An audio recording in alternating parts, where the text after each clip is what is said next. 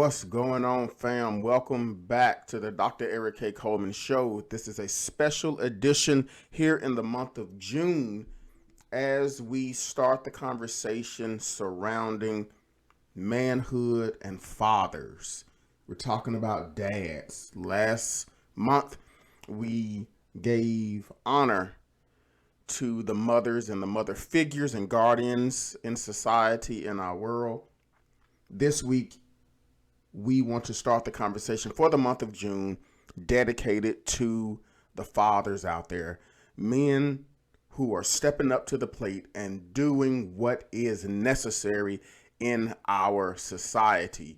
So my hat is off to all father figures, all dads, all men who are answering the call to do what it is that we were placed on this earth to do. That was teach, mentor, cultivate, discipline, and guide our children in society so that this could be a place that is conducive to people living out their daily lives in environments that it was meant to be. So again, I salute men. I salute men. Notice I said the word men. I'm not just saluting males. I am saluting men. Men who are taking charge, who are stepping up to the plate and doing what they're supposed to do. So before we get into the conversation for today, please, ma'am, sir, hit the like button, hit the notification tab so that you will be abreast to all material pertaining to this platform, but most of all, please subscribe.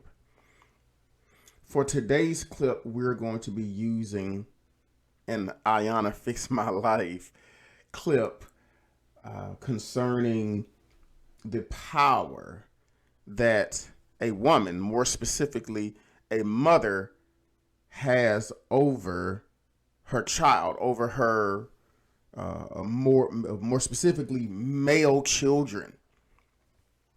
And this is why it's so critical for men to be in the household. This is so critical to where we're seeing nowadays the single parent household, which it could be for multiple reasons why there are single family or single parent households.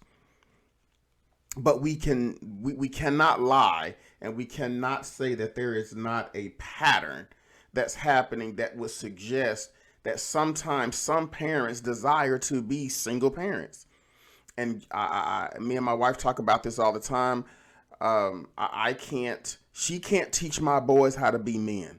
She just can't do it. She's a woman. Now, if we had a daughter, by all means, she can teach her daughter how to be a woman, but it is up to me to teach our sons to be men, productive men in society, holding them accountable and to do their thing. But that is not to negate the fact that the woman's role, the motherly role, is crucial, because there are certain things that my boys need to be exposed to from a woman's perspective. However, at the end of the day, this is all rooted in manhood. And it is my job, my priority, to make sure that they are productive men in society. So let's go ahead and jump into this clip for today. It's a short clip, but we're going to have a lot of rich and full commentary here. So let's go ahead and jump into the clip of the day. I have only known this young man 24 hours, and there's no way in the world, just reading his face, that I know he's gonna allow a man to abuse a woman in his presence. She doesn't think about me that way. She doesn't. Well, Because I then just you saw don't him need to playing be- basketball and going on dates so together. what? and- Mind your business. You say that you don't see the man that your son is, so I'm asking you, since this is not a demonstration of a man, you need to tell me what man you're using to measure him with. Which one? My idea. Which is your idea. Now, is that the idea you trained him up to be? No. Oh. So how in the blazing bejesus Are you holding him accountable to a standard that you didn't teach him, his father didn't give him? He don't even know what it is, and yet as his mother, you sit in his face and tell him you don't respect him as a man. Tell me how that works. All right, so Ayana came out the gate blazing, which I appreciate that. Two things here we want to unpack real quick. Number one, mother just told son, I do not see you, nor do I respect you as a man. Again, going back to my first comment, that the words that a woman has are so powerful. Just like the words that a man has is powerful. But when you have a man here, a young man, who is trying to do the right thing, and the mother just flat out says, I don't see you as a man, but more specifically, I don't see you as a man because it does not live up to the idea of what I think a man is supposed to be. That goes back when we talk about in the book, reality versus your perception. Her perception of what a man is, rightfully so, could be based upon her lived life experiences and what it is that she desires in a man, or what she thinks a man is supposed to be. But does that necessarily mean that it is a factual standard that she has in her mind? And moreover, this standard that she has in her mind about what a man is supposed to be, she never once communicated that to him. So she's arbitrarily and unfairly, unjustly holding her son to a standard that was never communicated to him by her nor his father. So this begs the question, where is dad? Where is he in the equation? And just look at his posture. Look at his demeanor here, that he is just over it. He's just totally disgusted, to where, yes, I want a relationship with my mother, but how can I have this relationship with my mother, or let alone a woman, when she does not even respect me? And we've talked about that before on this platform in various forms pertaining to content. If a man does not feel respected, why am I here? Let's continue. Help me. Like I said, it was events. It wasn't just. I'm talking about And it's one also thing. how he treats me. Yeah, but I'm doesn't talking. respect me Hello. as a mom, so- You see, you are a provocative victim. You provoke stuff. It's clear. He's like, Ayana, you is nailing it, and you ain't even been in our lives that long, but you are nailing everything that I'm feeling, everything that I'm experiencing, everything that I've been trying to convey to my mother. She just does not get it. So it is very clear that she is nailing it right now, everything that he has in his mind as far as thoughts and perceptions about his mother. And then when you start being held accountable for it, then you start twisting and turning and making the other person wrong. Look at me, Ma. Look at me. Look at me. You just sat here and told your son, who ain't got a needle in his arm, who I'm assuming pays his own rent. He's married to a registered nurse. He's got 3 baby boys. And you just sat here in his face and said, I don't respect him as a man. Again, this where, it gets a bit sticky here, because on both ends of the spectrum, sometimes men look at women as only objects, and women only look at men as utility, or what can you provide for me. And we don't know which one, we don't know what's going on in this woman's mind right here, but it's very clear that this young brother is handling his business. He's married. to a successful woman. She's an RN. Has 3 boys of his own.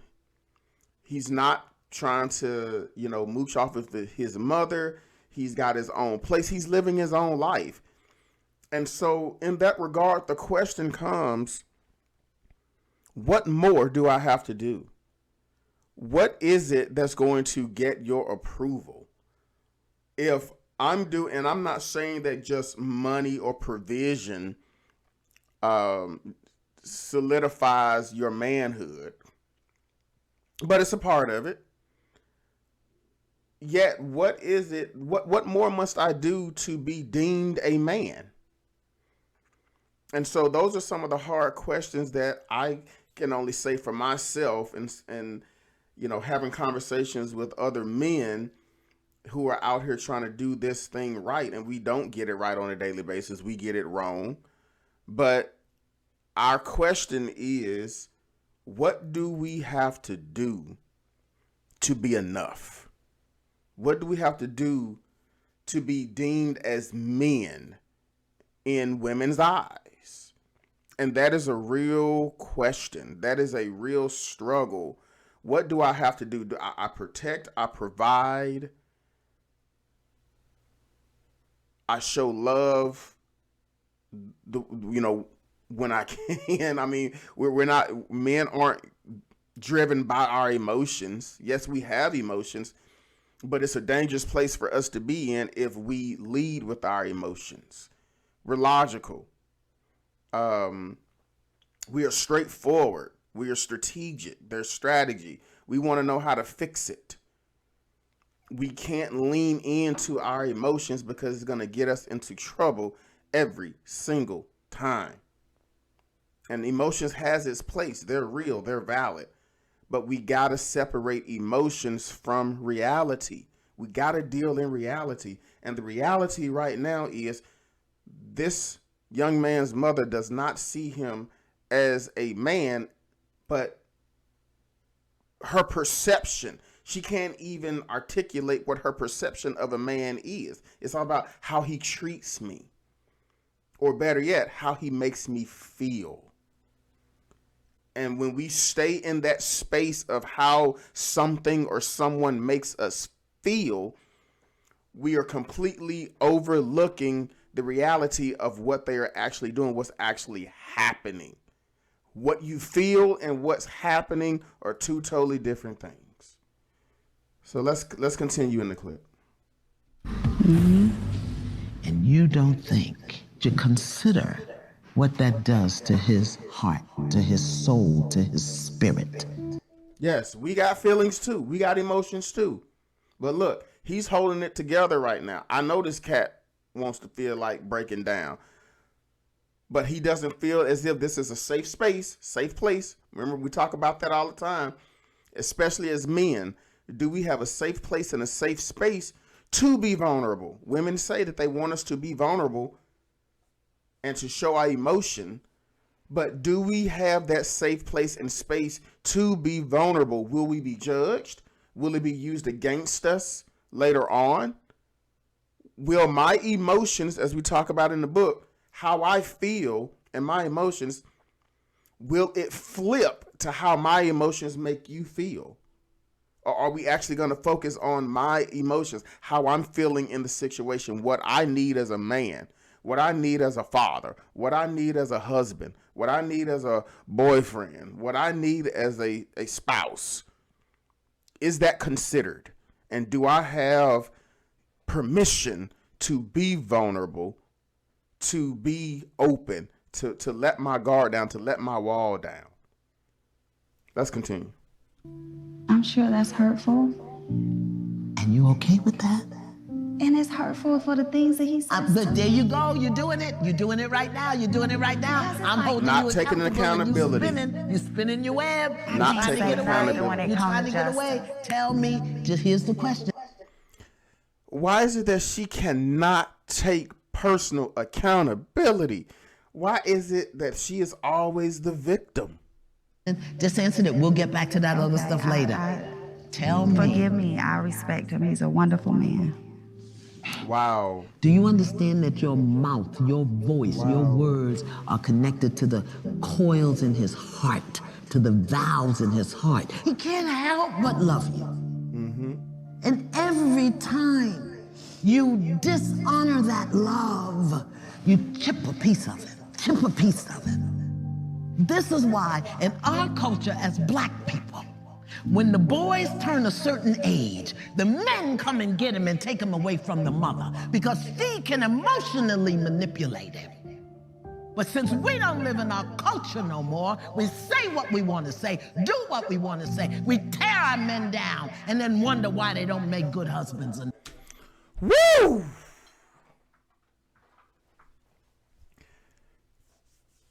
We can stop the show right there, because I mean, Ayana just nailed it. And we wonder why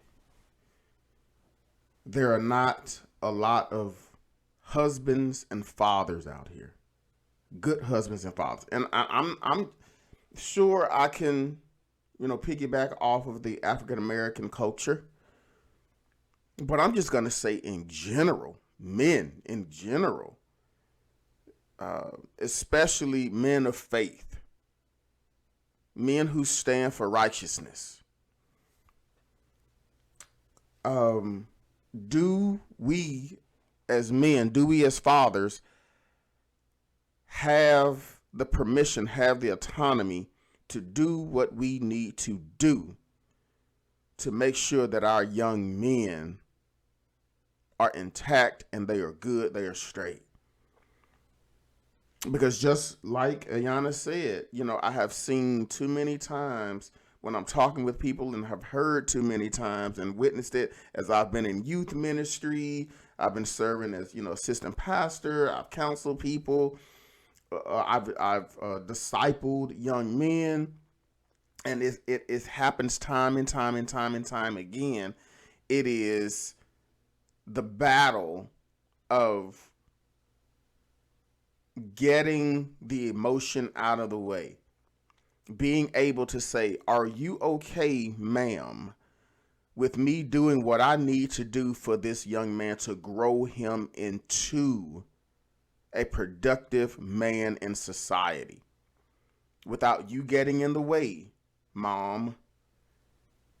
Because it is an emotional task. It's very cumbersome.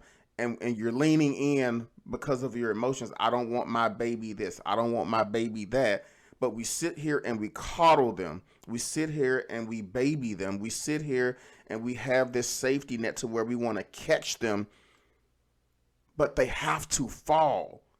That's how men we grow. That's how men we learn. That's how men we posture ourselves. That's how as men we learn to move on and to fight and to do what we need to do. We gotta fail. We gotta fall. We gotta experience it. But to Ayana's point, when there's always a safety net, when there's always, I need my baby to this, that's not a baby anymore. That's a male, a full-grown male trying to learn how to become a man. And we need in society, men, we need the permission. You know what? I'm not even going to say permission. We don't need the permission. We just need the emotion to be taken out of the equation. We need women to be okay with what we're doing. You ain't got to like it. No one said you have to like what we're doing in our tactics and our approach. But just trust us. Trust us enough that, hey, you said that you love the man that I am. Well, if you love the man that I am, let me replicate that in the kids. Let me replicate that in the boy, in the male that we're raising. Let me replicate myself in him. And how I got to where I am as a man, the process was messy. The process was hurtful. The process was painful. I experienced heartache and pain and hurt through the process, but it's what was needed to get me to the point to where I am today. So if anything that I can say, ladies, please let your man take charge. Let the husband take charge. Let the father be the father. Take your hands off.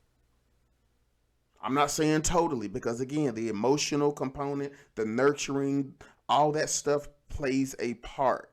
But at some point, it's gotta stop so that the husband, so that the father can do what he needs to do to grow these young boys into men. Fathers, mothers destroy sons. His mother can speak to him in certain ways that destroy him in ways that can never be repaired.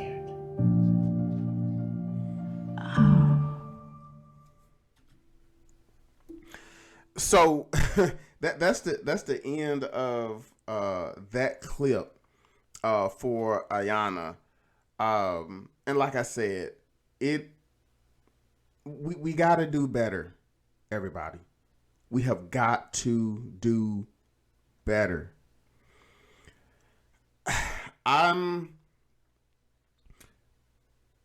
It's Father's Day, and I had a wonderful time last month when it came to Mother's Day, because we championed the mothers. We celebrated them.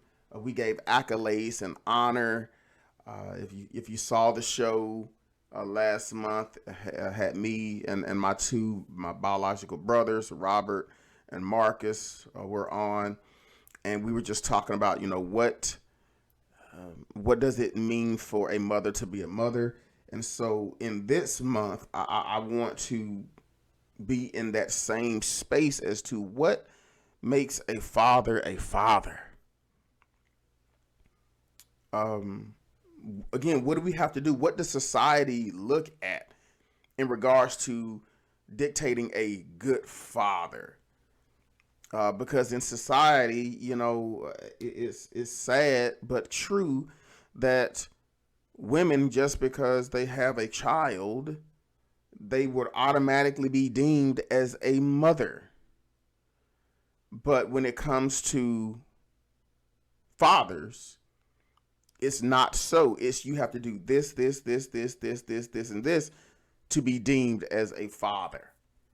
And scripturally, we do have a higher charge, because everything that happens within the family, it is on our shoulders, and it is a heavy burden. It is a heavy weight to carry. And I'm speaking from personal experience.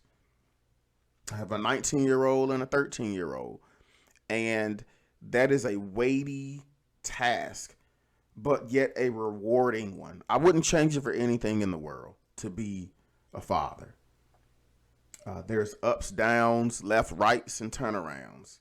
There are wins and there are regrets. There are things that I wish I could change, that I shouldn't have said, that I shouldn't have done. But that's how we learn. That's how we grow. No, there is no perfect parent. So with this month, as we move forward in this discussion concerning fatherhood, manhood, being there for our kids, and how do we grow them? How do we shape them to be productive citizens in society? I want us to keep at the forefront of our minds the criticalness and the need for fathers, for real men in society, that we have to stand up and take our place. And sometimes we have to take it by force. Sometimes we have to take that stance when it's not popular, when people don't like it, or even when people don't agree, or the wife doesn't agree, or the girlfriend doesn't agree, or whoever. We got to do what we got to do to raise these kids, more specifically when we're talking about raising these boys, for them to be productive citizens in society. So as we end the show on today, let's continue to remember that men are important. We're just not utility. We're just not there to protect you. We're just not there to make you feel good. We have an agenda. We have a purpose. We are here to provide, to protect, to mentor, develop, coach, train, and grow the children. That is our call. That is what we were put here to do. We don't deal in emotion all the time because emotion will prevent things from happening. We are logical. We are strategic. We have a plan. We have a mission. We know what we got to do. But we do need that safe place and safe space to do what we need to do, because it is a matter of life and death, even when we look at what's happening in society. This world is crazy. So, with that being said, fam, keep thinking differently about relationships. Peace.